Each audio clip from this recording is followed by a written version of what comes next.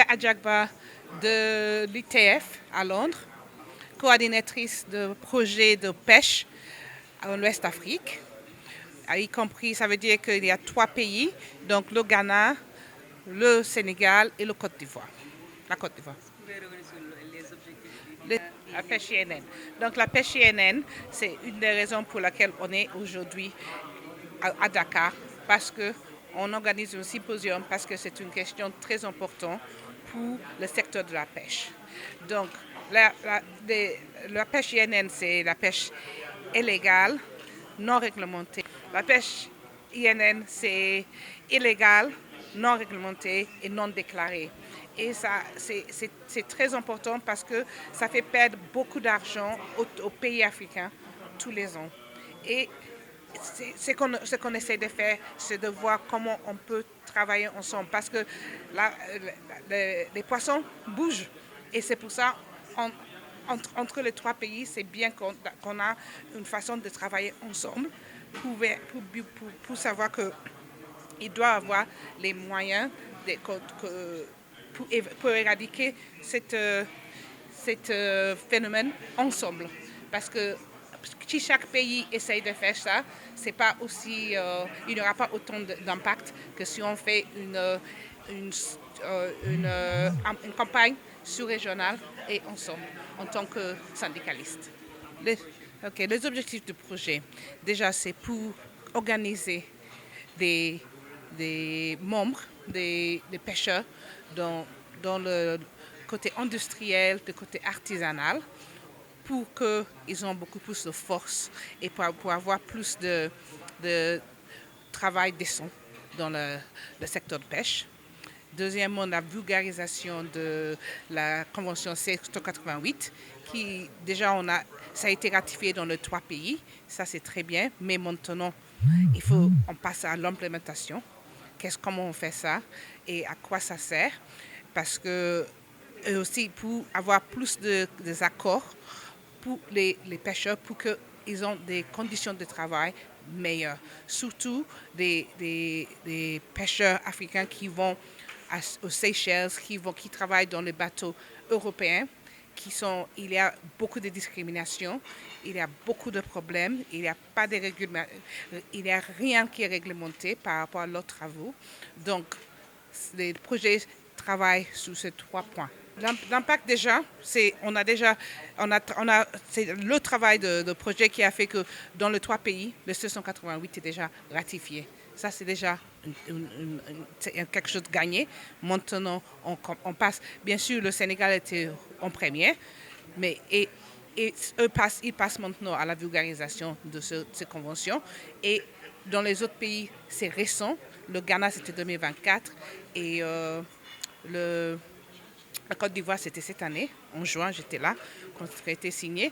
Donc, l'impact maintenant que déjà, on continue à demander que 688 soit ratifié dans d'autres pays, parce que pour l'instant, il y a 24 ou 25 pays maximum, mais on a besoin de plus, parce que bien sûr, nous, on a eu ça dans le pays d'où le projet, mais c'est important que ça soit fait dans d'autres pays aussi, surtout dans des grands pays comme l'Indonésie, où il y a beaucoup de pêcheurs migrants, parce que ça va augmenter comment les pêcheurs sont traités, car ça va améliorer leurs conditions de travail.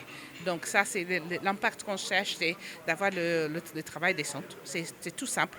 Travail décent, d'avoir des pêcheurs organisés, d'avoir des pêcheurs dans des syndicats, parce que si tu penses qu'on est à 35 millions de pêcheurs mondialement, dans le monde, et il y a peut-être moins de 2% dans les syndicats. Donc ça, c'est l'impact vrai qu'on va voir. Parce que déjà, en Afrique, on a vu une augmentation de 10% des pêcheurs qui rentrent dans les syndicats. Et quand on rentre dans les syndicats, c'est là où on a des améliorations dans le monde du travail. Donc, c'est l'impact principal qu'on cherche, et aussi d'améliorer leurs conditions de travail. Tout à fait. Et aussi, on fait beaucoup de travail. Par exemple, au Ghana, maintenant, on commence à faire des écoles où on passe. Parce que, comme chez les marins, si on doit avoir un certificat, et pour faire un travail, ça formalise le travail. Donc, et le pêcheur, souvent, c'était des pêcheurs qui passent de l'artisanal, qui rentrent.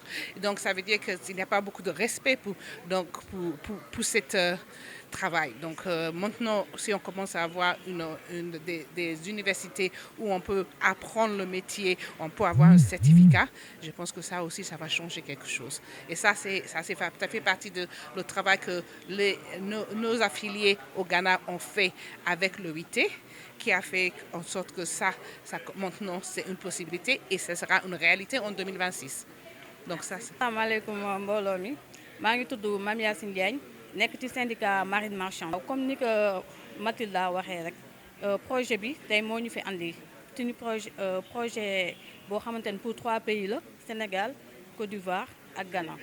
léegi dañoo ñëw tey pour xool suñu réalisation maanaam lu ñu def ak tamit préparer suñu plan d'action pour 2026 waaw xool tamit suñu tamit attente ak tamit comme par exemple fii suñu problème fii ñëpp xam nañ ne maanaam pêche bi dafa metti liggéey bu dangereux te amul xaalis léegi nag liggéeykat yi maanaam pour nga jàppale leen foog tam nga ñu xam seen àq ak seen yelleef comme par exemple convention 188 bi Mathilda doon wax Sénégal ratifié nañ ko mais maanaam mais mise en œuvre bi moo nekk problème parce que duñ ko appliqué comme ni ñu ko waree léegi nit nag suñu rôle mooy jàppale leen maanaam defal leen ay formation pour xamal leen ñoom seen àq seen yelleef ñu bañ am benn problème waaw. ok waaw léegi waaw wax nga dëgg parce que la plupart la pêche artisanale da ciy am doole ci projet bi waaw mooy piroguier rek kii yi waaw léegi nag ñun tamit suñu kii mooy comme li ma la wax rek jàppale leen xamal leen jël convention bi tojal leen ko en français en wolof du comme ça ñoom ñu gën a comprendre xam seen àq xam ni ñoom du maanaam ils ne sont pas seuls daal kenn bàyyiwu leen waaw du formation bi comme par exemple ñun suñu pêcheurs yi fii au Sénégal suñu pêcheurs surtout waa artisanal comme ça mu dimbale leen ñoom ñu xam seen i àq ak seen yelleef xam tamit seen i tamit droit à travers ci convention 188 bi nga xam ne Sénégal ratifié na ko. Tout d'abord,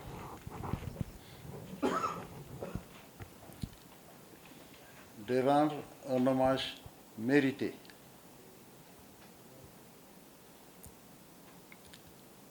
à nos dirigeants ici présents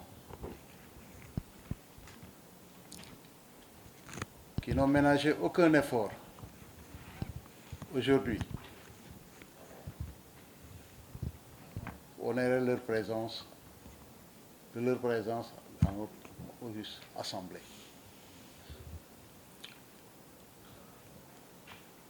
Monsieur le DG, soyez-en remerciés du fond du cœur. Et je parle au nom de tous les travailleurs à la pêche.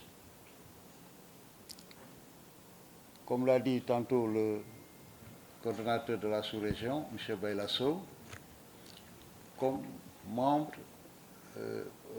point focal plutôt, du projet WAFOL qui nous a conduit à ce symposium et que l'on conduit depuis plus de 3 ans.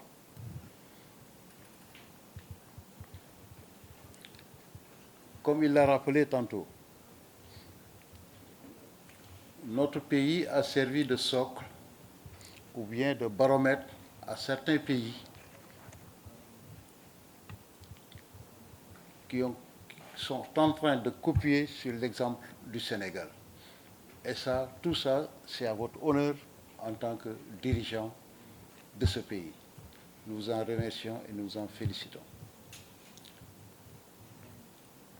C'est un honneur pour moi et pour mes collègues syndicalistes, devant mes frères ivoiriens et ghanéens.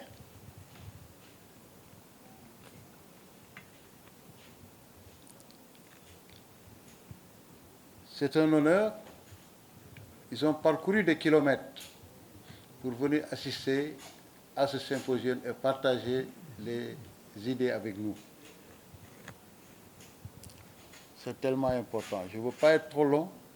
C'est juste des mots de bienvenue. Je veux souhaiter à tout le monde la bienvenue en terre sénégalaise. Mais en tout cas, sachez que ça soit du ministère, de la direction des pêches, de de l'ANAM, la direction de l'Agence nationale des affaires maritimes, nous, en tant que marins, nous sommes vraiment contents et vous nous avez rehaussé. C'est sur ces mots que je souhaite à tout le monde la bienvenue en terre sénégalaise. Je vous remercie. Convention internationale. C'est en 2018, beaucoup travaillé avec la plateforme des syndicats secteur maritime et portuaire du Sénégal pour que le Sénégal ratifie la Convention 588, la MLC 2006, la Maritime Labour Convention de 2006 et la Convention 185 sur les documents des marins. Et c'était à l'époque du ministre Oumar Gueye. Nous avons fait beaucoup d'efforts et le Sénégal a ratifié. Parce que c'est un des objectifs du projet, la ratification de la Convention 188. Aujourd'hui, elle est appliquée.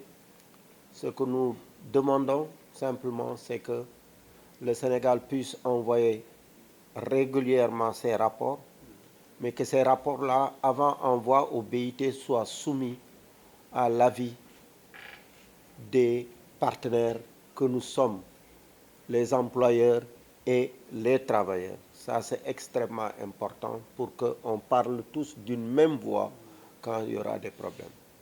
Il y a simplement la déclaration de Cape Town et nous souhaitons qu'un accent particulier soit mis là-dessus, monsieur le directeur de cabinet. Il y a la convention collective des travailleurs du secteur de la pêche que nous souhaitons, nous souhaitons qu'on accélère les négociations et la conclusion, surtout le retour de la négociation sur les salaires.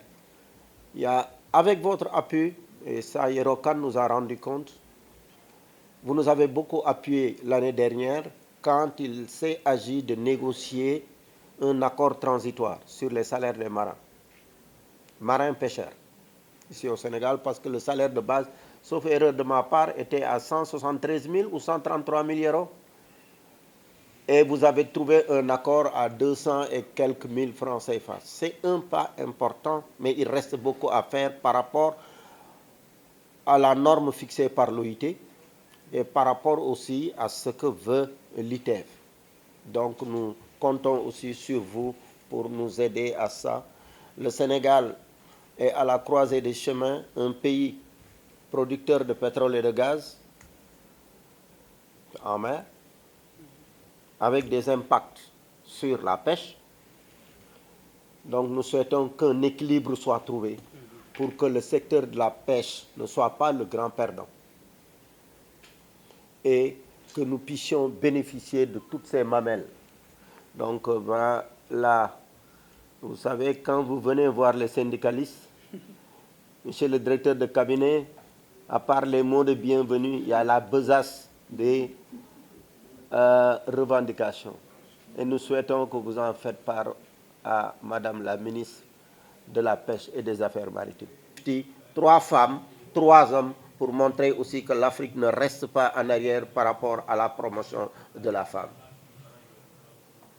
Nous sommes là dans le cadre d'un projet financé par nos camarades de Hello Norway, que nous remercions, parce que c'est très difficile aujourd'hui dans tout le mouvement syndical, la syndicalisation baisse, les ressources baissent, les revenus des syndicats baissent, mais malgré ça, ils ont décidé d'allouer une partie de leurs ressources au mouvement syndical africain, particulièrement des 4 pays en finançant ce projet-là depuis 2000. Et ce projet, Chris, il viendra sur les objectifs.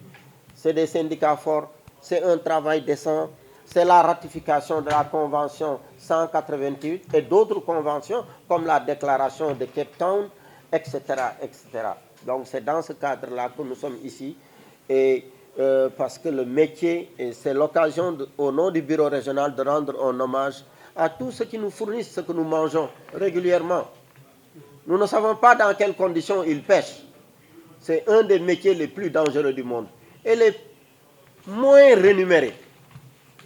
La rémunération des pêcheurs est très faible. Et nous devons en discuter. Promouvoir un travail décent, leur garantir la santé et la sécurité pour continuer à alimenter nos plats. Donc c'est grâce à eux. Donc vraiment, je voudrais souhaiter plein succès à nos travaux au nom du secrétaire général de l'ITF et au nom de camarade Mohamed Daoud Safianou. Monsieur le directeur de cabinet, tous nos remerciements pour cette marque de considération et d'honneur que vous nous faites aujourd'hui en faisant représenter votre ministère, notre ministère de la pêche et de l'économie maritime. Nous suivons avec beaucoup d'attention ce que le gouvernement du Sénégal fait.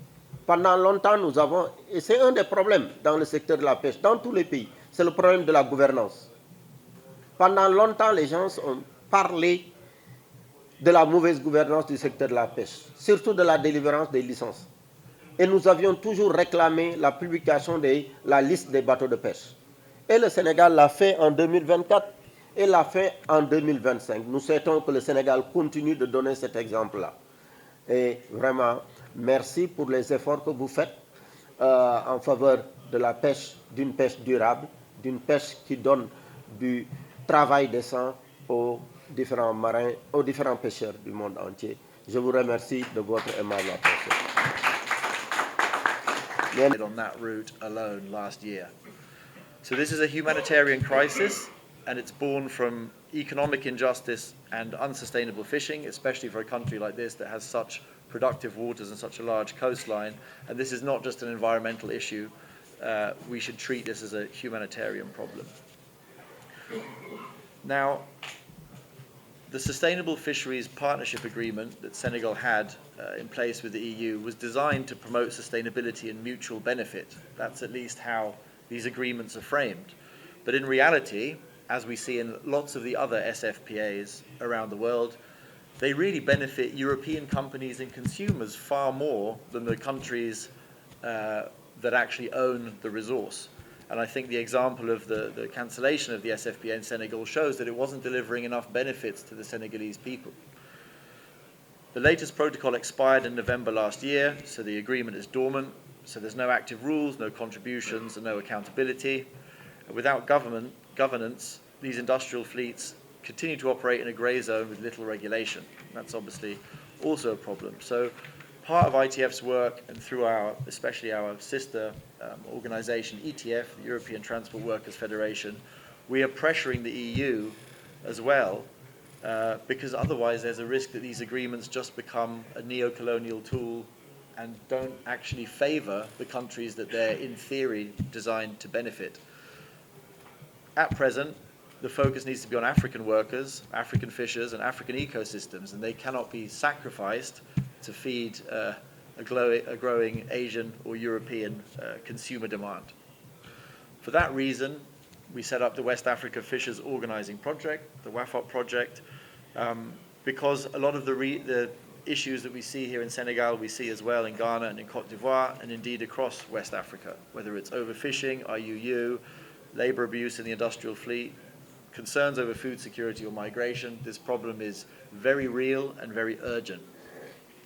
Since 2021, we've been running this project, and the aim really focuses centrally on increasing union density and power in fisheries to promote decent work for fishers in West Africa and to focus on the role of women in seafood supply chains.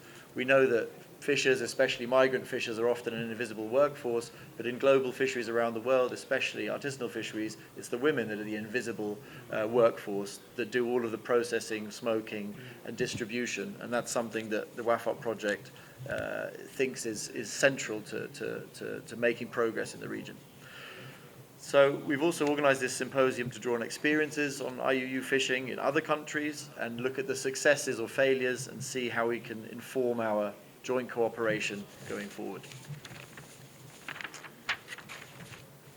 As we come to the end of 2025, this is our final push to prioritize national policy advocacy, build stronger regional alliances between the trade union movements and fishers organizations in the region, and also to really highlight the issue as well in the media and in Europe, because again, this is where a lot of the gains from the seafood industry end up. Trade unions have a very important role in building true sustainability. Too often, people forget that there's three pillars to sustainability. There's the environmental sustainability, that's obviously clear. If there's no regulation of fisheries, if there's no fisheries management, the stocks won't be managed sustainably, and there's then no future, and everything else stems from that. But the social sustainability is also critical, defending workers' rights, ensuring they're safe and have dignified work, and can actually fight IUU and share that information together is extremely important, and that's often forgotten when people speak about sustainability. And then finally, economic sustainability. That's not just a justification for companies to operate, but it's also about the fair distribution of wealth between the employers and workers. And that's something we have a real problem with in sectors where there's low union density. These companies have a certain amount of income, but the division between profits and wages is completely skewed in favor of the employers. And that's something that is really also a challenge to sustainability in the long run. So unions can do some very particular things when it comes to IUU. They can expose the link between IUU fishing and labor exploitation. There's different challenges for the industrial fleet, the artisanal fleet, and the observers, but all three of those groups have trade union representation. They all have eyes on the water. They're there every day. They share information. They're in a good position to share that information and to highlight some of those problems. Unions can also demand transparency in future fisheries agreements and ensure that the seafood supply chains, the big companies at the end that are selling these products to the consumers as a healthy omega-3 rich source of protein, also account for the workers and the labor in their supply chain. The transparency in those agreements is really important in terms of ownership of the vessels. That's how ITF is able to hold beneficial owners to account. In terms of where they're fishing and who benefits at the end of that supply chain, unions can push governments to include labor clauses and worker representation in all of these fisheries access agreements. That is what will guarantee decent work in the long run. And of course, unions, our fundamental job is to organize and empower workers and fishers, industrial, small scale, so that they have the power to negotiate and the voice to shape sustainable policies in the future. Finally, unions can build alliances. Hopefully, this is part of what we're doing today with environmental groups, with community groups, because protecting the ocean and protecting workers is the same fight. So let's be clear. What's happening in West Africa and in Senegal is a warning to the world, really. If we allow the plunder of natural resources, it's always the poorest who pay the highest price. So the ITF stands in solidarity with our Senegalese affiliates and friends, with our West African fishers and affiliates, and with all the communities that are affected by IUU and overfishing. And our message is simple, that sustainability means nothing without justice. So together we need to fight for a fishing industry that is fair, transparent and sustainable. So thank you very much. Bonjour, c'est Ibra Diop, secrétaire général de l'UNAGEM, Union nationale des chances de mer du Sénégal. Je suis le secrétaire général et je suis heureux de parler avec vous.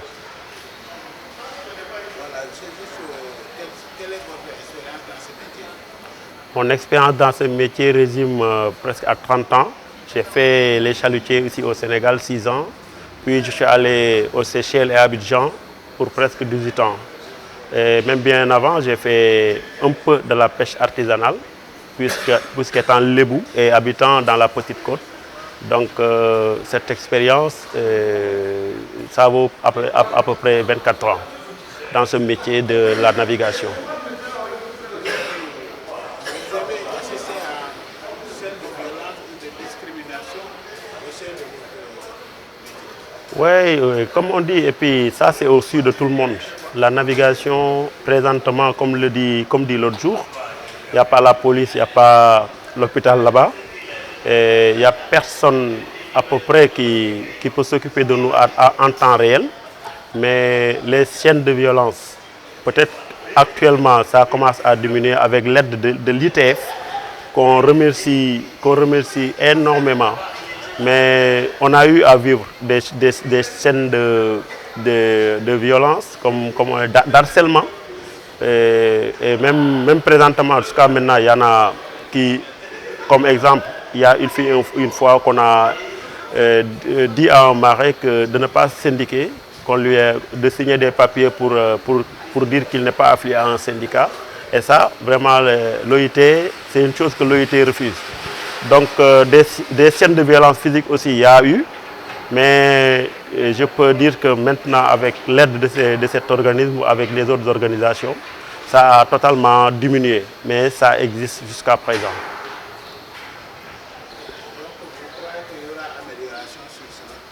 Oui, des améliorations, c'est déjà noté. Parce que maintenant, avec les nouvelles technologies, toute chose que vous faites, toute chose qui se fait, mais le problème, c'est que parfois il y a des marins qui sont gravement blessés ou et pour leur même ramener à terre, ça cause des difficultés.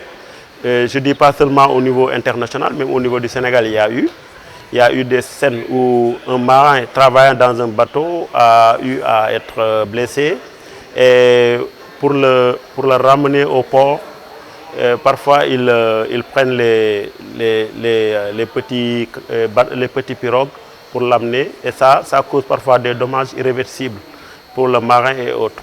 Mais je vous dis que les améliorations, il y en a parce que les syndicats, moi et les autres, nous ne cessons de lutter pour que ces harcèlements soient anéantis,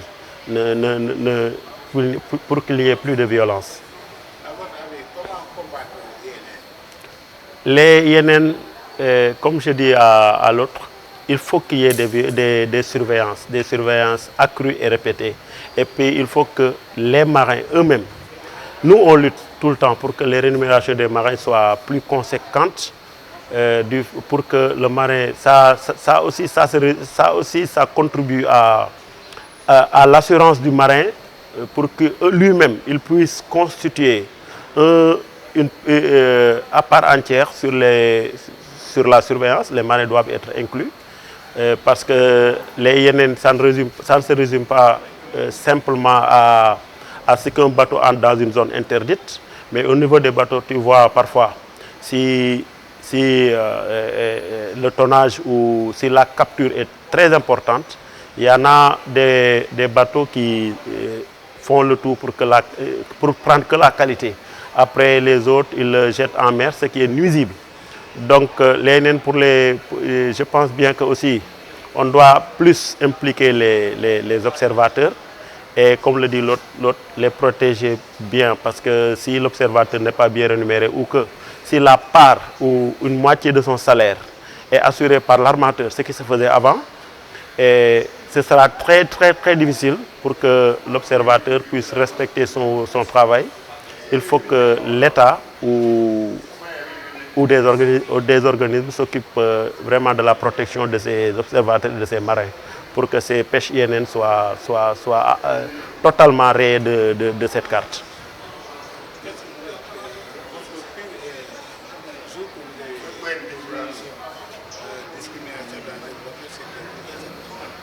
Oui, moi j'en ai vécu. Pour vous dire la pire, à chaque fois quand je parle ou que je dis que j'ai vécu, et parfois tu entends d'autres marins, tu négliges même les violences que toi-même que tu as vécu. Et puis la mer, comme on dit, c'est un milieu très stressant. Parfois, pour un rien, avec un marin qui a fait, par exemple, 18 heures de travail ou 20 heures de travail, c'est parfois très facile de l'énerver ou quelque chose comme ça. Maintenant, il y en a, même au niveau des Européens, qui ne veulent aucune riposte. Le marin n'a pas droit à la parole, quelque chose comme ça.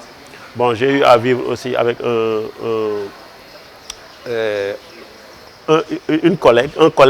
collègue marin étranger qui a eu à me dire des choses qui ne sont pas du tout, que je ne veux même pas répéter, et ça s'approchait plus du racisme et quelque chose comme ça.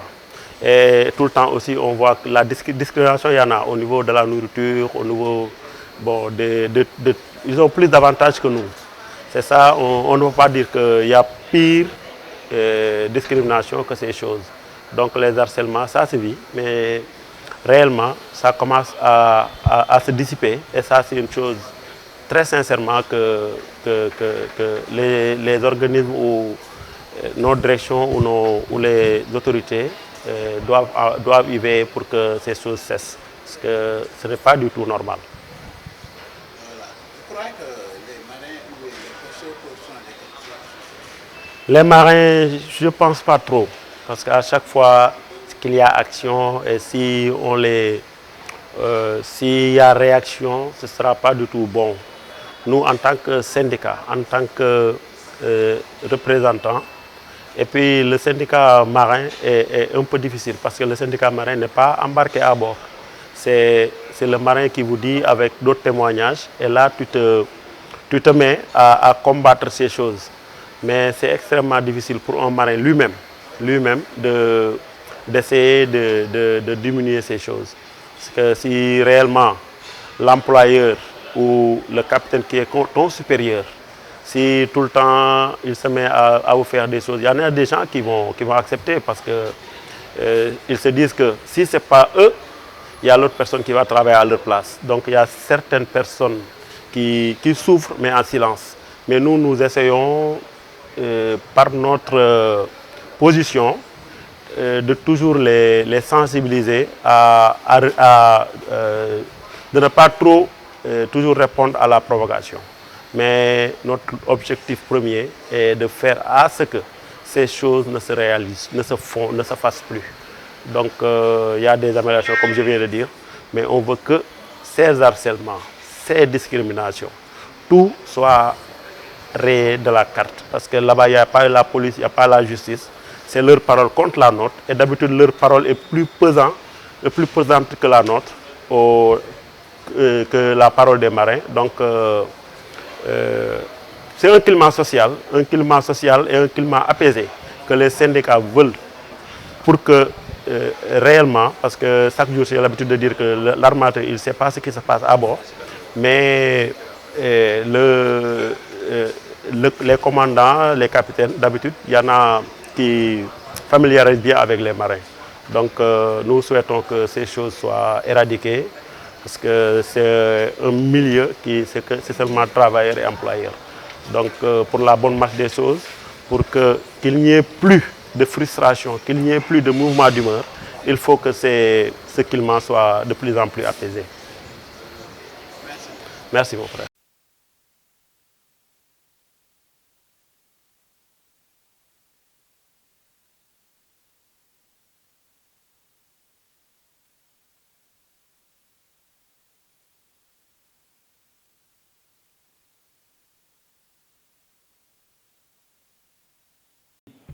Pansement adhésif stérile. Et pansement, il y a ce qu'on appelle, c'est des formes aqua. Vous pouvez mettre ça, c'est sous forme de toile. Vous pouvez mettre ça, toile, sous forme de toile. Donc les petites plaies, désinfectez, nettoyez, mettez juste une pansement stérile de type aqua, et vous pouvez continuer votre travail et alerter également les secours. Votre trousse de premier secours. Une fois le pansement mis, si une plaie qui a ramené pour mettre la bande, ça va être un peu compliqué, par exemple, dans les plis du coude ou au niveau des genoux, vous pouvez mettre ce qu'on appelle cette sparadrap de fixation capitalisée. Également, dans la trousse de premier secours que nos amis ont fait, il y a ce qu'on appelle les ciseaux. La chemise, on ne peut pas la déchirer facilement, et ciseaux peut servir ça. Si vous voulez également faire un garrot, les ciseaux, ça vous permet d'avoir un bout de... Les gants également vont vous protéger. Parce qu'il faut savoir, on est dans un pays où il y a beaucoup de risques de maladies infectieuses, VIH, SIDA, l'hépatite B également, et te faire contaminer. On veut bien soigner nos collègues marins, mais également, il faut savoir également se protéger. Et les gants vont servir à cela. C'est très important. C'est pour cela, maintenant, dans la navigation maritime, les capitaines du navire et les seconds capitaines qui sont responsables des soins médicaux à bord ont l'obligation de faire le dépistage de l'hépatite B. Et s'ils sont négatifs, on les impose la vaccination parce qu'ils sont exposés au sang. C'est comme un médecin qui est à l'hôpital, il est souvent revacciné contre l'hépatite B parce que c'est une personne qui est exposée au sang.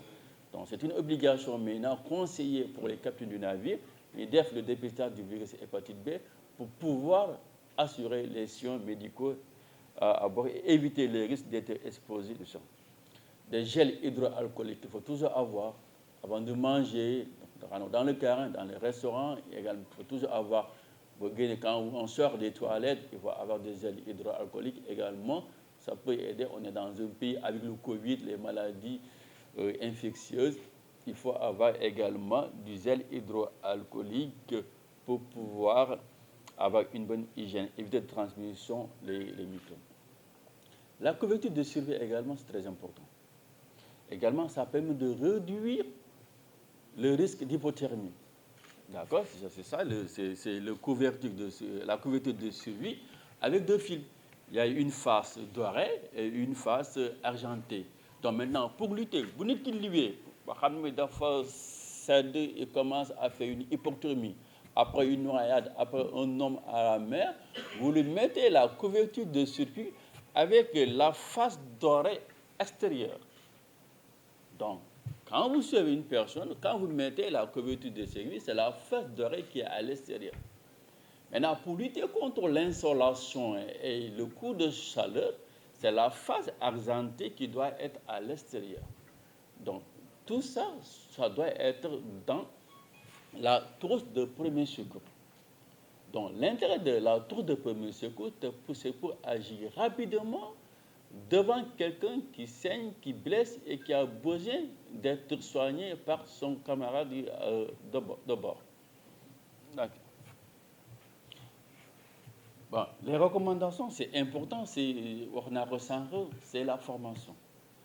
En 40 minutes, c'est très difficile de faire des simulations, mais je pense que l'idée est là. L'idée, après, on pourra organiser des séances de formation, soit à l'école de formation maritime, au service de santé des gendarmes de l'ANAM, où on peut prendre un groupe de marins, les former en collaboration avec le syndicat des marins, de faire comment faire un massage cardiaque, combien de compressions par insufflation qu'on fait. Tout ça, on pourra, avec des vidéos à l'appui, effectivement, pour expliquer comment on fait ça. Maintenant, l'idée maintenant, c'est qu'il faut que ça soit pérenne. Pour cela, il faut que nos autorités, nos syndicats, def plaidoyer d'avoir chaque embarcation non pontée, une trousse de premier. Toutes les embarcations embarquées qui est obligatoire à bord des navires. Qu'on puisse faire ça à bord des navires, des embarcations non pontées, qu'on puisse également former les capitaines et seconds capitaines des embarcations non pontées. C'était ça, grosso modo. La présentation que vous voulez vous faire, sur la trousse de premier secours, comment l'utiliser également. C'est des médicaments, c'est des documents quand on...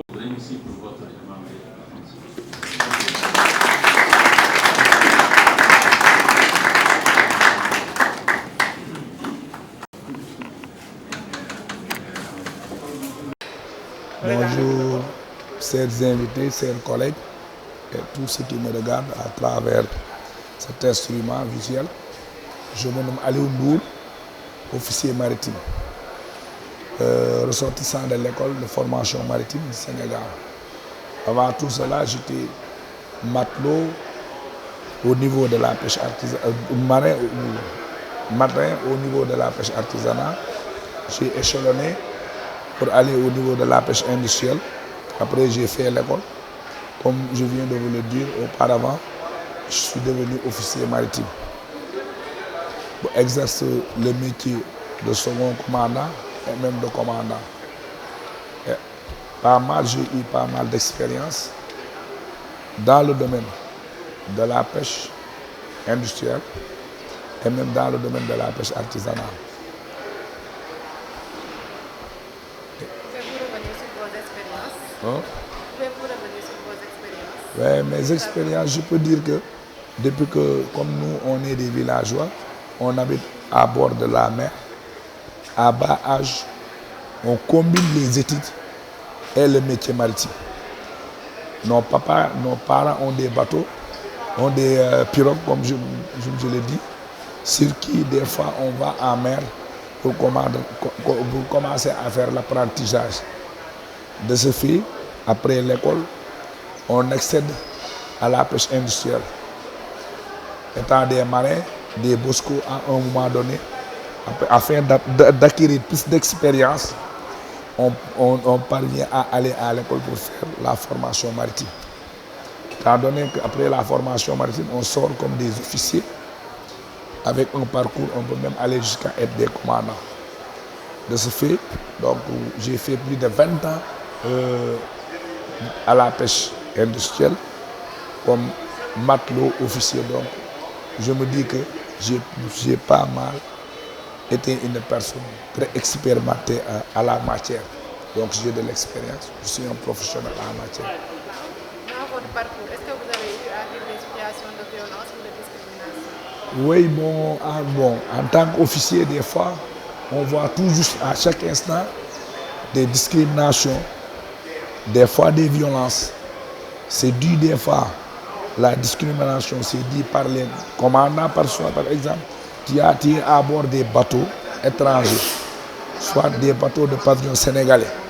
Mais on embarque des commandants étrangers qui viennent pour être des commandants de pêche.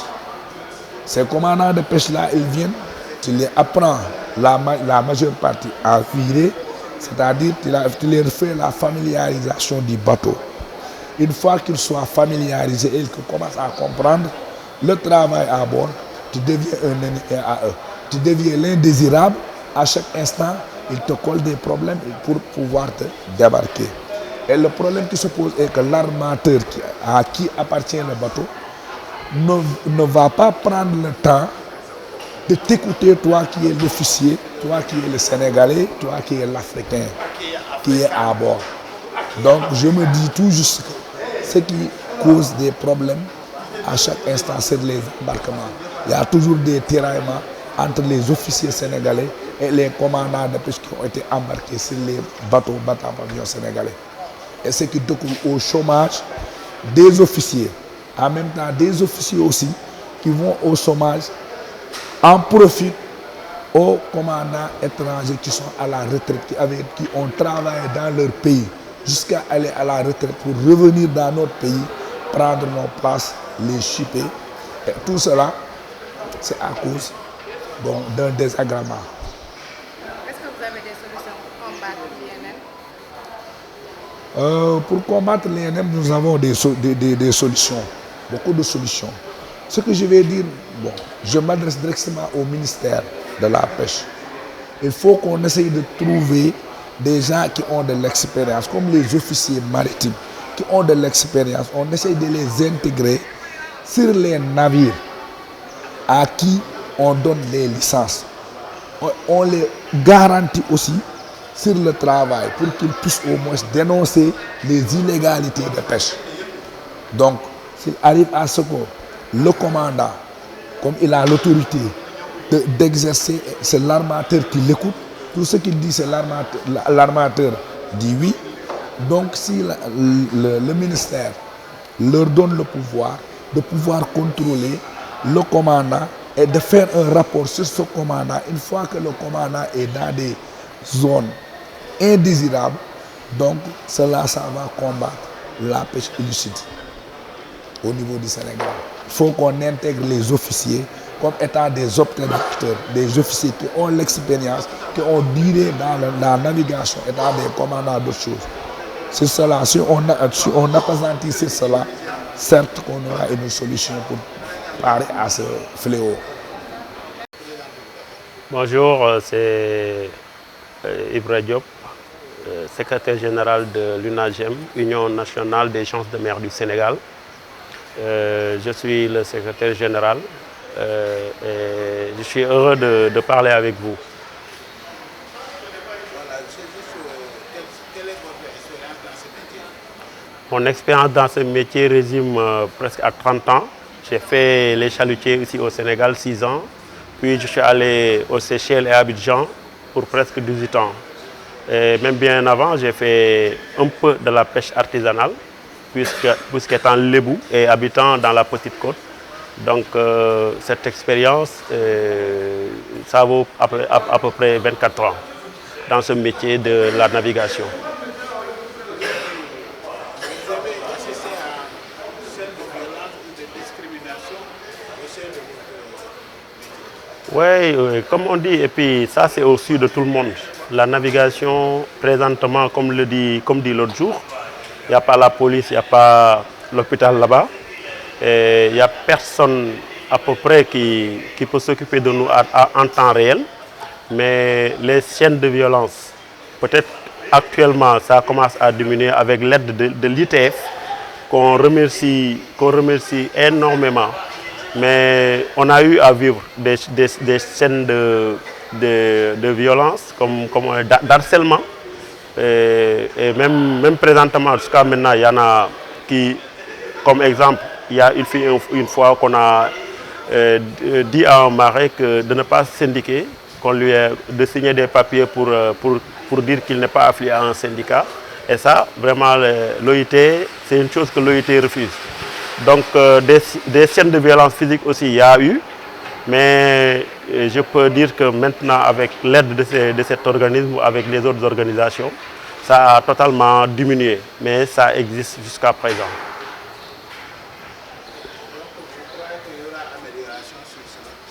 Oui, des améliorations, c'est déjà noté. Parce que maintenant, avec les nouvelles technologies, toute chose que vous faites, toute chose qui se fait, mais le problème, c'est que parfois, il y a des marins qui sont gravement blessés ou et pour leur même ramener à terre, ça cause des difficultés. Je ne dis pas seulement au niveau international, même au niveau du Sénégal, il y a eu des scènes où un marin travaillant dans un bateau a eu à être blessé. Et pour le ramener au port, parfois ils prennent les petits pirogues pour l'amener. Et ça cause parfois des dommages irréversibles pour le marin et autres. Mais je vous dis que les améliorations, il y en a, parce que les syndicats, moi et les autres, nous ne cessons de lutter pour que ces harcèlements soient anéantis, pour qu'il n'y ait plus de violence. À votre avis, comment combattre les INN, comme je dis à l'autre, il faut qu'il y ait des surveillances accrues et répétées. Et puis il faut que les marins eux-mêmes, nous on lutte tout le temps pour que les rémunérations des marins soient plus conséquentes. Pour que le marin, ça contribue à l'assurance du marin, pour que lui-même il puisse constituer à part entière sur la surveillance. Les marins doivent être inclus, parce que les INN, ça ne se résume pas simplement à ce qu'un bateau entre dans une zone interdite, mais au niveau des bateaux, tu vois parfois si le tonnage ou si la capture est très importante, il y en a des bateaux qui font le tout pour prendre que la qualité. Après les autres, ils le jettent en mer, ce qui est nuisible. Donc je pense bien que aussi on doit plus impliquer les observateurs et, comme le dit l'autre, les protéger bien, parce que si l'observateur n'est pas bien rémunéré, ou que si la part ou une moitié de son salaire est assurée par l'armateur, ce qui se faisait avant, et ce sera très très très difficile pour que l'observateur puisse respecter son travail. Il faut que l'État ou des organismes s'occupent vraiment de la protection de ces observateurs et de ces marins, pour que ces pêches INN soient totalement rayées de cette carte.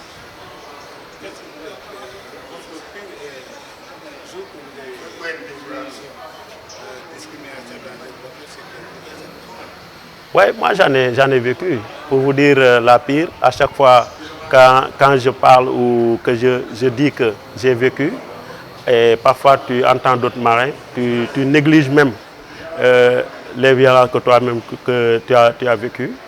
Et puis la mer, comme on dit, c'est un milieu très stressant. Parfois, pour un rien, avec un marin qui a fait, par exemple, 18 heures de travail ou 20 heures de travail, c'est parfois très facile de l'énerver ou quelque chose comme ça. Maintenant, il y en a, même au niveau des Européens, qui ne veulent aucune riposte. Le marin n'a pas droit à la parole, quelque chose comme ça. Bon, j'ai eu à vivre aussi avec un collègue marin étranger qui a eu à me dire des choses qui ne sont pas du tout, que je ne veux même pas répéter, et ça s'approchait plus du racisme et quelque chose comme ça. Et tout le temps aussi, on voit que la discrimination, il y en a au niveau de la nourriture, au niveau, bon, ils ont plus d'avantages que nous. C'est ça, on ne peut pas dire qu'il y a pire discrimination que ces choses.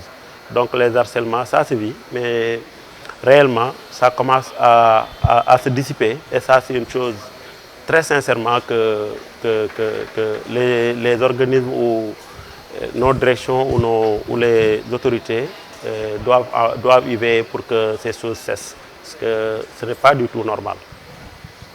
Voilà. Je crois que les marins ou les pêcheurs sont des... Les marins, je ne pense pas trop. Parce qu'à chaque fois qu'il y a action et si s'il y a réaction, ce ne sera pas du tout bon. Nous, en tant que syndicat, en tant que représentants, et puis le syndicat marin est un peu difficile parce que le syndicat marin n'est pas embarqué à bord. C'est le marin qui vous dit avec d'autres témoignages et là tu te mets à combattre ces choses. Mais c'est extrêmement difficile pour un marin lui-même d'essayer de diminuer ces choses. Parce que si réellement l'employeur ou le capitaine qui est ton supérieur, si tout le temps il se met à vous faire des choses, il y en a des gens qui vont accepter parce que ils se disent que si ce n'est pas eux, il y a l'autre personne qui va travailler à leur place. Donc il y a certaines personnes qui souffrent mais en silence. Mais nous essayons par notre position de toujours les sensibiliser de ne pas trop toujours répondre à la provocation. Mais notre objectif premier est de faire à ce que ces choses ne se réalisent, ne se fassent plus. Donc il y a des améliorations comme je viens de dire, mais on veut que ces harcèlements, ces discriminations, tout soit rayé de la carte. Parce que là-bas, il n'y a pas la police, il n'y a pas la justice. C'est leur parole contre la nôtre. Et d'habitude, leur parole est plus pesante que la nôtre, que la parole des marins. Donc, c'est un climat social et un climat apaisé que les syndicats veulent pour que réellement, parce que chaque jour, j'ai l'habitude de dire que l'armateur, il ne sait pas ce qui se passe à bord, mais les commandants, les capitaines, d'habitude, il y en a qui familiarisent bien avec les marins. Donc nous souhaitons que ces choses soient éradiquées parce que c'est un milieu qui c'est seulement travailleurs et employeurs. Donc pour la bonne marche des choses, pour qu'il n'y ait plus de frustration, qu'il n'y ait plus de mouvement d'humeur, il faut que ce climat soit de plus en plus apaisé. Merci mon frère. Buenas noches, buenos días. Soy Sheriff, un marinero, un grazador, pero grazador antes, por ahora también sí, pero yo viví muchas cosas duras en mi vida de navegación, porque yo trabajar ¿cómo se llama?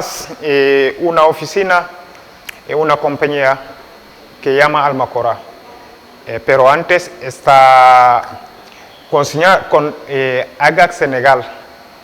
Pero mi primera embarca de Almacora, años 2013, bajé mi contrato año 2017.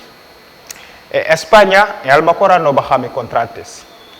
Mi contrato es hijo de país de aquí de Senegal, es baja mis contratos.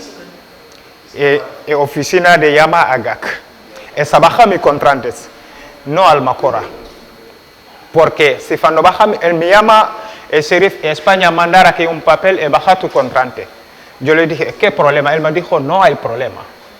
Pero yo marchamos a oficina y pedir, ¿qué pasa? ¿Qué te pasó aquí? ¿Qué problema conmigo?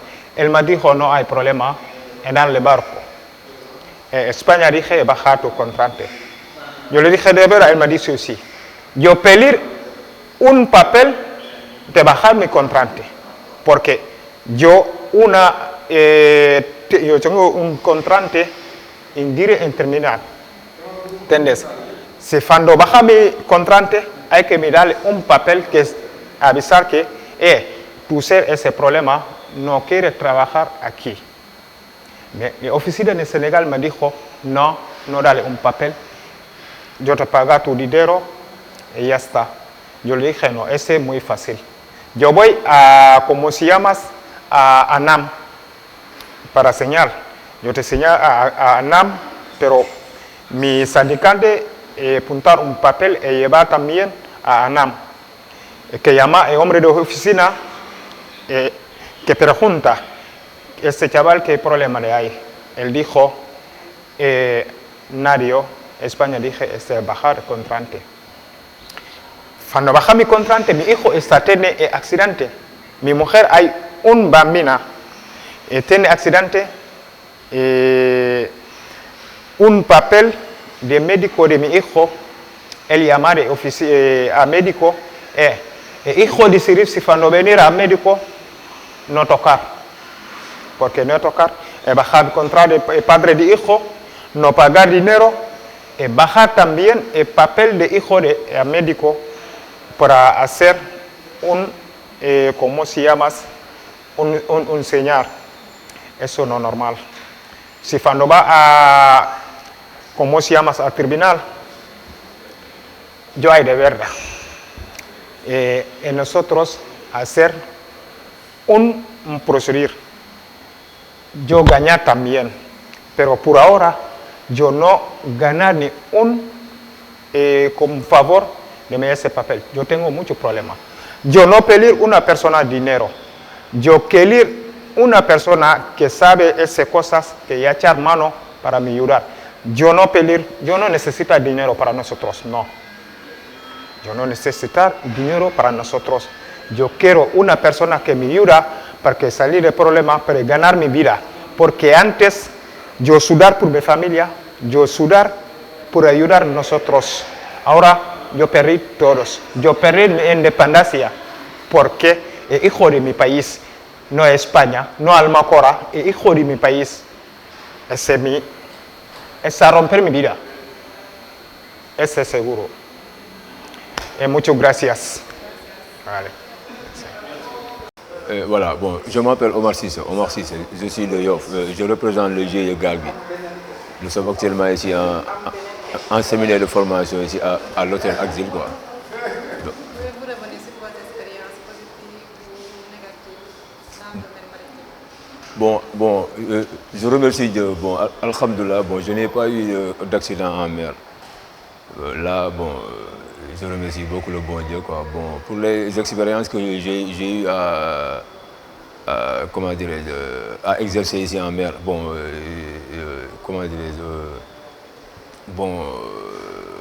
je pêche seulement des poissons de rocher, c'est-à-dire les sards blancs, les sards, la truite de mer, ces genres de poissons que je pêche, quoi. Donc là, il n'y a pas assez de risques, quoi. Il n'y a pas assez de risques, quoi. Oui. Non, je ne pense pas. Là, mon Dieu, je remercie le bon Dieu aussi, quoi. Je n'ai pas eu la malchance, quoi. Oui. Vous avez des solutions pour lutter contre l'INM? Pour lutter Contre l'INM. l'INM, c'est-à-dire la surpêche. C'est juste je demande à l'État de diminuer les bateaux. Comme il ne peut pas arrêter le nombre de bateaux qui se trouvent ici, ils sont excessifs le nombre de bateaux. On n'arrive même pas à avoir de quoi nourrir nos familles à cause de surpêche. Les bateaux, ils ne sont pas contrôlés. Ils font ce qu'ils veulent en mer. Donc nous aussi, on ne peut pas les contrôler. On va juste de quoi avoir nourrir nos familles, quoi. Mais c'est difficile. Des fois, on y va, on n'a rien.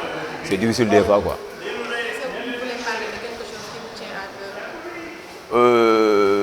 Ce qui me tient à cœur, c'est l'éloignement des poissons de nos zones de côte. Actuellement, des fois on va à 120 km, 150, voire 200 même kilomètres pour trouver du poisson. Donc au début, bon, on ne faisait même pas 5 km, mais actuellement on est obligé d'aller jusqu'à 15 ou bien 20 km ou bien 100 même pour voir ces genres de poissons. C'est difficile de voir, quoi. Oui. C'est bon, hein? C'est Mamia Sindiagne, présidente des femmes du syndicat de la marine marchande.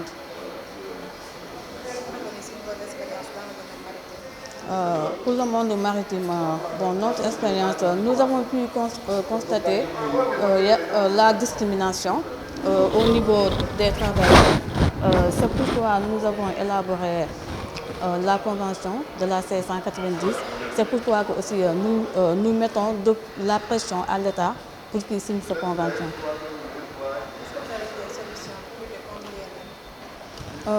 La pêche INN est très complexe parce que ça demande beaucoup de moyens. Hier, le ministre nous a beaucoup parlé. Il faut de l'Interpol, de la police Interpol, de police de frontalière, et tout ça, ça demande des moyens. Mais n'empêche que, nous essayons toujours de l'éradiquer. Je peux dire c'est que en étant membre de ce projet WAFOP avec l'ITF, je pense que c'est une très belle réussite parce que les initiateurs du projet sont là. Nous avons fait beaucoup d'ateliers. Aussi, ils ont vu les marins, ils ont échangé avec les pêcheurs. Donc ça, pour moi, c'est de l'expérience. Ok. Je m'appelle Dembandoy, GIE Galgui, pêche artisanale.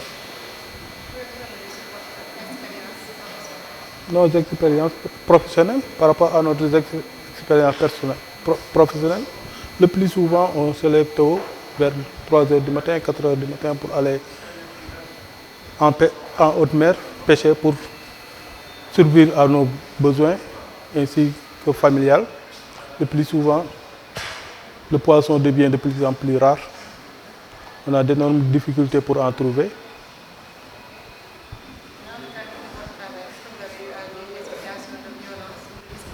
Une situation de violence par rapport, on ne peut pas l'appeler violence tellement parce que à chaque fois on rencontre la marine sénégalaise qui vient pour demander des gilets de sauvetage ou bien d'autres. Seulement pour l'instant, si ce n'est la rivalité entre pêcheurs, ceux qui ont les monofilaments, et par contre, par rapport à d'autres qui n'ont que la ligne, la monofilament qui détruit drastiquement la mer, seulement ces violences entre ces deux communautés.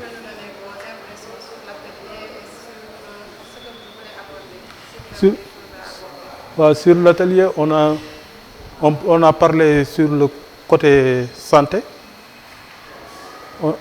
Ça permet après de sensibiliser les autres et d'avoir des expériences qu'on n'avait pas par rapport aux blessures. C'est une bonne chose. C'est bon. Merci. Ouais, bon, bonjour, c'est Moussa Sen. Donc, je suis un agent de liaison de tous les marins de la marine marchande. Donc, on est là, assisté pour ce séminaire qui a duré pratiquement 3 jours. Et aujourd'hui, c'est la dernière journée. Donc, durant toutes ces 3 journées, on a pu développer, énumérer beaucoup de choses dans le domaine de la pêche. On a parlé des problèmes, comme on a aussi apporté des solutions. Donc, c'est très important. Et nous remercions aussi l'organisation ITF qui est là pour nous soutenir, pour nous accompagner, pour éventuellement régler les problèmes qui déroulent dans le secteur de la pêche. Bon, dans le domaine de la pêche, il y a beaucoup de problèmes. Aussi, il y a beaucoup de problèmes.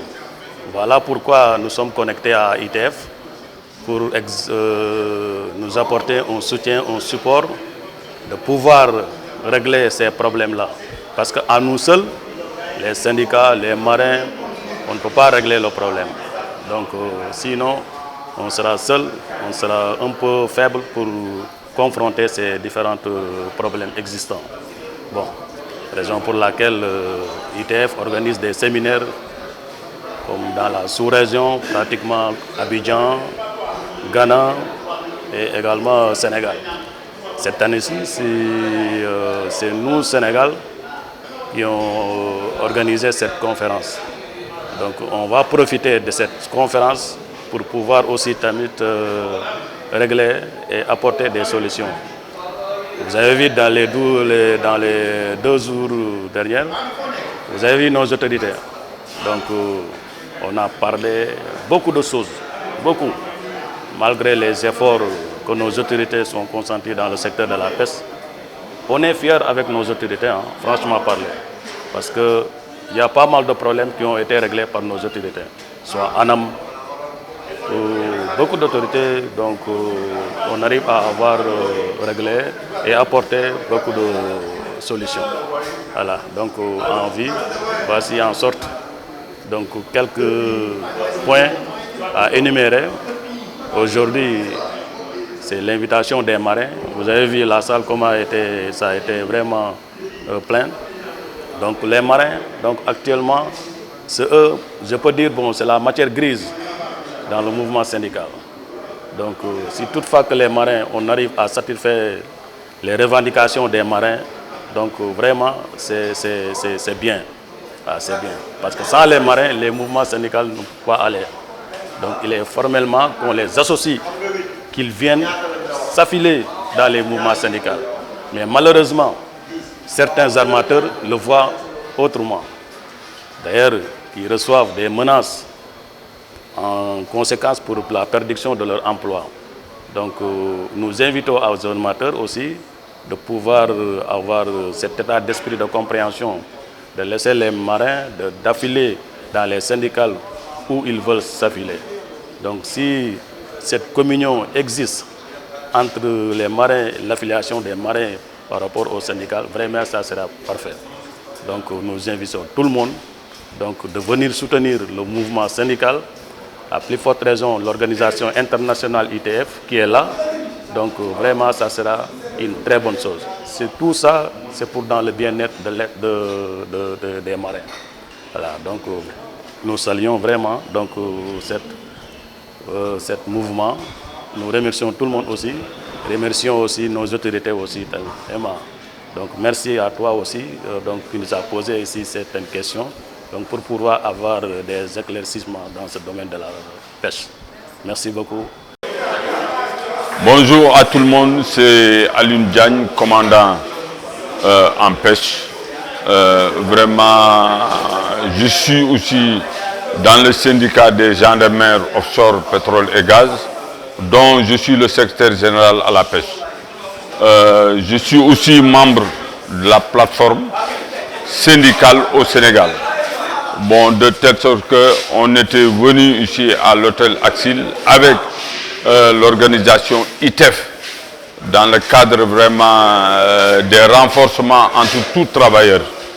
ITF est une organisation vraiment qui s'organise, qui met en relation pour tout travailleur. Vraiment, on est très ravis de cette rencontre dans la mesure où on a parlé de tout et de rien en ce qui concerne la sécurité dans le milieu de la navigation. Donc vraiment, je me réjouis bien de l'ITF. On vient d'intégrer l'ITF à l'intermédiaire de notre secrétaire général qui est Cheikh Tidiane Ndiaye, vraiment qui a managé aucun effort pour qu'on rentre dans cet institut. Mais vraiment, on espère très bien du jour au lendemain voir des objectifs meilleurs que ça. Donc je vous remercie beaucoup en remerciant tous les membres de l'ITF et les souhaiter bon retour chez eux. Merci. Voilà, je m'appelle Léopold Ndiaye, je suis marin, bon, et de profession cuisinier, voilà. D'accord. Bon, dans le cadre de notre travail, bon, la majeure partie, on est confronté à beaucoup de situations. Voilà, donc moi, ce que je vais déplorer le plus, c'est le manque de considération. Voilà.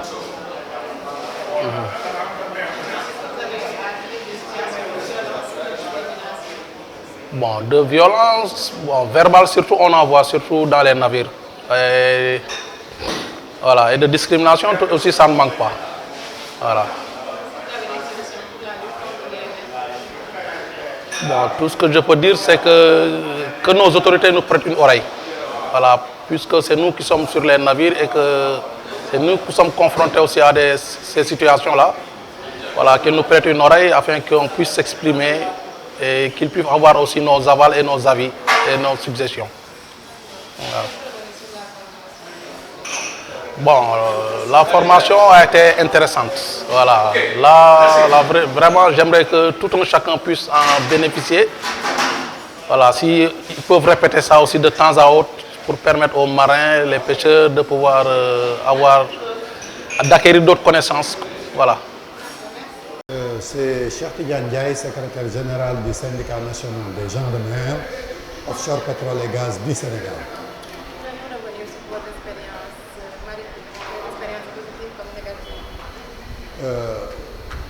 Dans le domaine maritime, nous avons acquis beaucoup d'expériences que nous pouvons partager avec vous. 6, parce qu'il est composé de 3 secteurs. Le secteur de la pêche, le secteur de l'offshore, le secteur du commerce. Aujourd'hui, on est là pour parler de la pêche. Donc, on va mettre l'accent sur le secteur de la pêche. C'est un secteur qu'on a vécu et qu'on voit que c'est très difficile.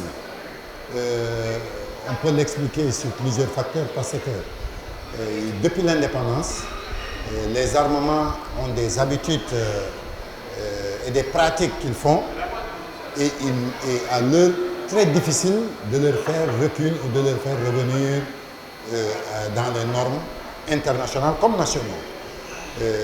C'est quelque chose qu'on est en train de combattre. On prend l'exemple du Sénégal qui, depuis 1976, la convention n'a pas été changée. Dieu merci, cette année, en 2024, on a changé la convention. Mais pour le faire appliquer, c'est tout à fait difficile. Et la convention parle sur les conditions de vie des marins, sur les salaires, sur leur façon de vivre à bord, sur leur rémunération, sur leur cotisation sociale et tout. Et aujourd'hui, il est difficile de le faire appliquer, comme je vous l'ai dit auparavant. C'est par rapport à des pratiques qui sont adoptées et qui ont duré. Et nous luttons toujours pour essayer d'éradiquer ces pratiques que les armateurs appliquent sur les marins.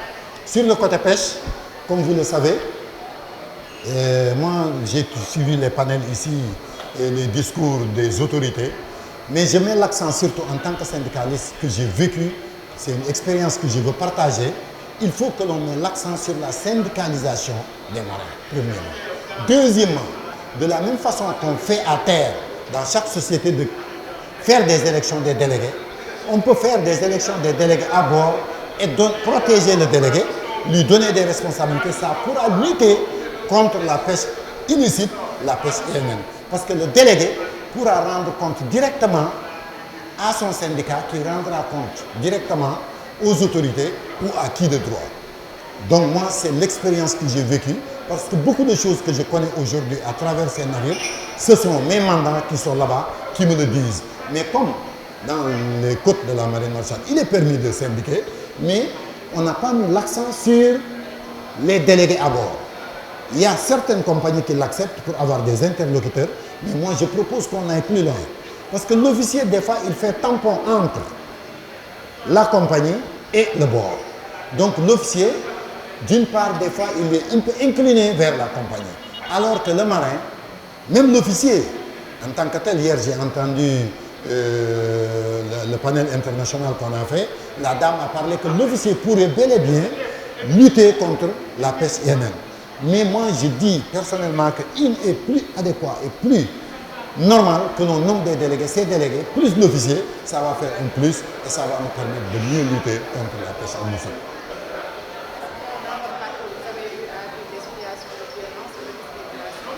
Oui, les situations de violence, on les vit souvent à bord, surtout dans les bateaux pavillons étrangers et particulièrement chinois. Les cultures ne sont pas les mêmes. Vous savez, les Chinois, leur politique est tellement différente que nos politiques africaines. Il n'y a pas beaucoup de démocratie chez eux. Donc, arrivé ici, les marins qui sont en bord pensent que les mêmes comportements qu'ils ont chez eux, en politique, dans la vie courante, c'est les mêmes comportements qui sont à bord. Non. Et ça cause d'énormes problèmes au niveau des navires. Ça amène des violences entre l'officier chinois et le Sénégalais. Ça parce qu'eux, ils veulent que les marins soient réglo, et c'est ce qui est normal. Mais des fois, ils exagèrent. On ne peut pas traiter quelqu'un comme on le traitait du temps de l'esclavage, ce n'est pas la même chose. Le travail est dur. Il faut avoir certaines habitudes, certains comportements pour apaiser le tempérament du marin. Mais si tu veux venir lui donner des ordres avec hargne, avec fermeté, avec la fatigue, il peut se riposter et ça peut amener des heurts ou bien des fois même des violences à bord. Donc on a vécu beaucoup de violences qu'on gère avec nos autorités maritimes et des fois on les gère à l'interne, mais on doit tout faire pour éradiquer tout ça, pour savoir que le marin, une fois le bateau largué, a une vie très difficile, très pénible. Donc on doit tout faire pour les encadrer du côté nourriture, du côté encadrement, du côté de l'épanouissement à bord. On note des avancées sur beaucoup de bateaux européens, mais ça reste encore sur les bateaux chinois qu'on puisse avoir et le wifi et le repos, les repos, parce que l'homme quand il ne se repose pas, il s'énerve très vite. Les repos, qu'on respecte toutes ces choses-là pour qu'on puisse avoir l'épanouissement et éviter l'harcèlement, surtout à bord des navires. L'harcèlement, il y a plusieurs façons.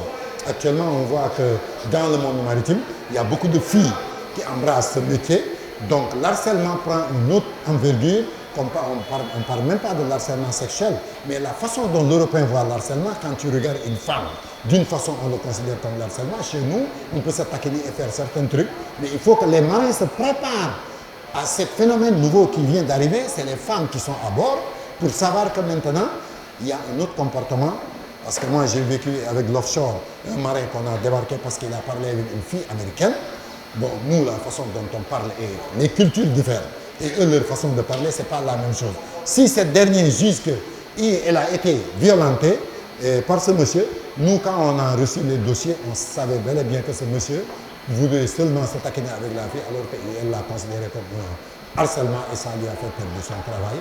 C'est des choses qu'on doit se préparer maintenant pour se dire qu'il y a de nouveaux phénomènes, il y a le genre, il y a tout qui rentre dans le maritime qu'on doit se préparer à ça. Est-ce que vous avez des solutions pour Les solutions, la plus... ce que je propose pour les solutions, c'est la sensibilisation. Il ne faut pas qu'on dorme sur nos oreilles. Il faut qu'on va vers les marins, que les syndicats aient plus de force, qu'ils montent sur les bateaux, que les autorités maritimes fassent la même chose. Au moment des arrêts biologiques, on rassemble les marins, tant soit qu'il peut, un peu de temps qu'ils ont pour leur expliquer. Parce que c'est la première chose qu'on doit faire, parce qu'il faut que l'homme comprenne pour pouvoir éviter certaines choses. C'est la sensibilisation, la formation et les contacts directs pour qu'ils puissent savoir que le monde, il y a de grandes mutations qui se passent actuellement dans ce monde et il faut les prendre en cours au lieu de rester en retard avant que le train ne s'engage. Ça y est. Bonjour, je m'appelle Monsieur Abdoulaye Lo, patron de pêche, affilié au syndicat SAGEMS de M. Yorokan, affilié à l'ITF.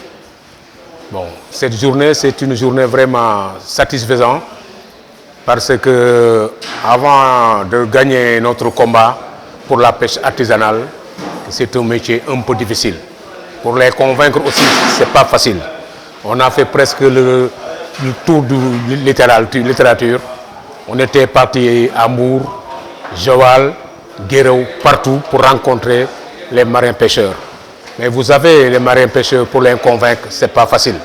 Parce qu'en général, il y a beaucoup de syndicats qui sont venus là-bas, mais tout ce qu'ils leur ont dit, ils n'ont pas eu de résultat.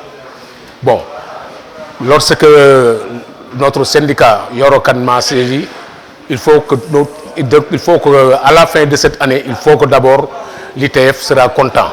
Parce que tout le temps, tout le tour qu'on a fait avec les pêcheurs, on n'a pas eu l'occasion d'avoir une liste. Même l'ITF a nous posé la question, Abdoulaye, depuis presque toute l'année. On a investi beaucoup d'argent, mais vous n'avez pas eu la chance de nous donner une liste. Heureusement, on a pris une autre destination pour aller à Yoff. Quand je suis venu à Yoff, ce n'était pas facile. Je sais que les pêcheurs Les gens ont l'habitude de les tromper.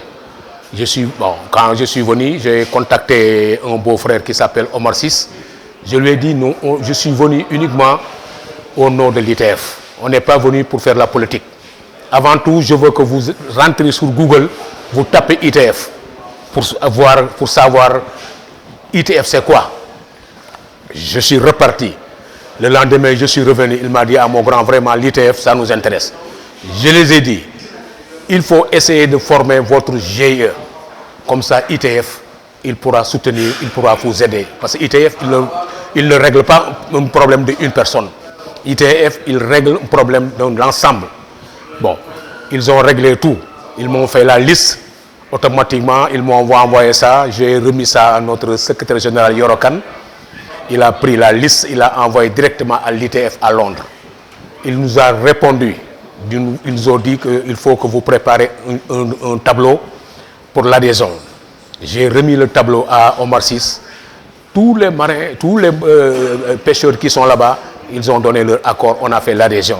Ils ont signé, ils ont fait tout. Automatiquement, la délégation ITF est venue à Yoff. On est parti là-bas, on a loué une salle, on les a convoqués, eux tous ils étaient venus, la salle était pleine. Pour les convaincre vraiment, c'était pas facile, mais après quand ils ont vu l'intérêt de l'ITF, ils ont tout donné leur adhésion. C'est ça qui a amené notre rencontre aujourd'hui. Le jour que M. Yorokan m'a dit que vraiment on doit faire une formation pour les marins pêcheurs, parce que toujours à bord, ils ont des problèmes, ils ne savent pas comment, quand ils ont eu un marin qui s'est blessé, ils n'ont pas de médicaments, ils n'ont rien. On va organiser un atelier, on va convoquer le docteur de la NAM pour leur faire une formation. Bon, je les ai saisis, quand je lui ai dit ça, les marins tous ils sont d'accord. Ils ont demandé une liste de 15 personnes. Quand je lui ai remis la liste, automatiquement ils nous ont répondu tous aujourd'hui. C'est notre journée aujourd'hui. Bon, on est tous contents parce que vraiment, quand tu appelles quelqu'un, il te répond, ça c'est une satisfaction. Pour te dire une chose, pour la pêche artisanale, c'est trop compliqué pour les convaincre. Parce que les syndicats, ils ont l'habitude de les tromper. Je les ai dit, nous, on n'est pas un syndicat qui fait la politique. Le contraire, nous, on investit sur vous. On ne vient pas pour vous demander de l'argent. On est venu uniquement pour vous aider. Pour vous aider. Donc, c'était une très bonne satisfaction parce que c'est une réussite. Parce que tout ça, ça passait sur moi. Donc, je remercie Dieu parce que automatiquement, on a eu un résultat. Donc, c'est une journée satisfaisante. On est content. Vous aussi, je vous remercie. Merci beaucoup. Pansement adhésif stérile. Et pansement, il y a ce qu'on appelle, c'est des formes à quoi? Vous pouvez mettre ça, c'est sous forme de toile. Vous pouvez mettre ça, toile, sous forme de toile. Donc, donc les petites plaies, désinfectez, nettoyez, mettez juste une pansement stérile de type aqua, et vous pouvez continuer votre travail et allaiter également les sucres. Du coude ou des genoux, la chemise, on ne peut pas la déchirer facilement, et si je dis, peut servir ça. Si vous voulez également faire un garrot, le ciseau, ça vous permet d'avoir un bout de... Les gants également vont vous protéger. Parce qu'il faut savoir, on est dans un pays où il y a beaucoup de risques de maladies infectieuses, VIH, SIDA, l'hépatite B également, et te faire contaminer. On veut bien soigner nos collègues marins, mais également, il faut savoir également se protéger. Et les gants vont servir à cela. C'est très important. C'est pour cela, maintenant, dans la navigation maritime, les capitaines du navire et les seconds capitaines qui sont responsables des soins médicaux à bord ont l'obligation de faire le dépistage de l'hépatite B. Et s'ils sont négatifs, on les impose la vaccination parce qu'ils sont exposés au sang. C'est comme un médecin qui est à l'hôpital, il est souvent revacciné contre l'hépatite B parce que c'est une personne qui est exposée au sang. Donc c'est une obligation maintenant conseillée pour les capitaines du navire, ils doivent le dépistage du virus hépatite B pour pouvoir assurer les soins médicaux à bord et éviter les risques d'être exposés au sang. des gels hydroalcooliques qu'il faut toujours avoir avant de manger, dans le terrain, dans les restaurants. Également, il faut toujours avoir, quand on sort des toilettes, il faut avoir des gels hydroalcooliques également. Ça peut aider. On est dans un pays avec le Covid, les maladies infectieuses. Il faut avoir également du gel hydroalcoolique pour pouvoir avoir une bonne hygiène, éviter de transmission les microbes. La couverture de survie également, c'est très important. Également, ça permet de réduire le risque d'hypothermie. D'accord? C'est ça, c'est la couverture de survie avec deux fils. Il y a une face dorée et une face argentée. Donc maintenant, pour lutter, vous n'êtes qu'il lui il commence à faire une hypothermie. Après une noyade, après un homme à la mer, vous lui mettez la couverture de survie avec la face dorée extérieure. Donc, quand vous suivez une personne, quand vous mettez la couverture de survie, c'est la face dorée qui est à l'extérieur. Maintenant, pour lutter contre l'insolation et le coup de chaleur, c'est la face argentée qui doit être à l'extérieur. Donc, tout ça, ça doit être dans la trousse de premier secours. Donc, l'intérêt de la trousse de premier secours, c'est pour agir rapidement devant quelqu'un qui saigne, qui blesse et qui a besoin d'être soigné par son camarade de bord. D'accord. Bon, les recommandations, c'est important, c'est la formation. En 40 minutes, c'est très difficile de faire des simulations, mais je pense que l'idée est là. L'idée, après, on pourra organiser des séances de formation, soit à l'école de formation maritime, au service de santé des gendarmes de l'ANAM, où on peut prendre un groupe de marins, les former en collaboration avec le syndicat des marins, de faire comment faire un massage cardiaque, combien de compressions par insufflation qu'on fait. Tout ça, on pourra, avec des vidéos à l'appui, effectivement, pour expliquer comment on fait ça. Maintenant, l'idée maintenant, c'est qu'il faut que ça soit pérenne. Pour cela, il faut que nos autorités, nos syndicats, def plaidoyer d'avoir chaque embarcation non pontée, moi, une trousse de premier